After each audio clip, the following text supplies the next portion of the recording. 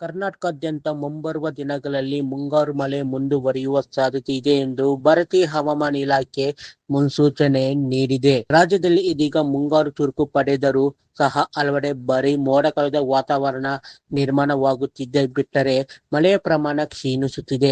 ಇನ್ನು ಕೆಲವೆಡೆ ಮಾತ್ರ ಧಾರಾಕಾರ ಮಳೆ ಮುಂದುವರೆದಿದೆ. ಕರಾವಳಿ ಮತ್ತು ಮಲೆನಾಡು ಸೇರಿದಂತೆ ರಾಜ್ಯದ ವಿವಿಧ ಭಾಗಗಳಲ್ಲಿ ಮುಂದಿನ 2 ದಿನಗಳ ಕಾಲ ಮಳೆಯಾಗಲಿದೆ ಎಂದು ಹವಾಮಾನ ಇಲಾಖೆ ತಿಳಿಸಿದೆ.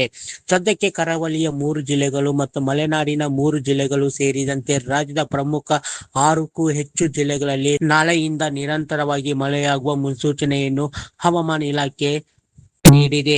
ದಕ್ಷಿಣ ಕನ್ನಡ, ಉಡುಪಿ ಮತ್ತು ಉತ್ತರ ಕನ್ನಡದಲ್ಲಿ ಧಾರಾಕಾರ ಮಳೆಯಾಗುವ ನಿರೀಕ್ಷೆ ಇದೆ. ಶಿವಮೊಗ್ಗ, ಚಿಕ್ಕಮಗಳೂರು ಮತ್ತು ಹಾಸನದಲ್ಲೂ ಸಹ ಭಾರೀ ಮಳೆಯಾಗಲಿದೆ. ಇನ್ನು ಕಲಬುರಗಿ, ರಾಯಚೂರು ಮತ್ತು ವಿಜಯಪುರ ಜಿಲ್ಲೆಗಳಲ್ಲಿ ಬೋಗಸ ಮೋಡ ಕವಿದ ವಾತಾವರಣ ನಿರ್ಮಾಣವಾಗಲಿದೆ.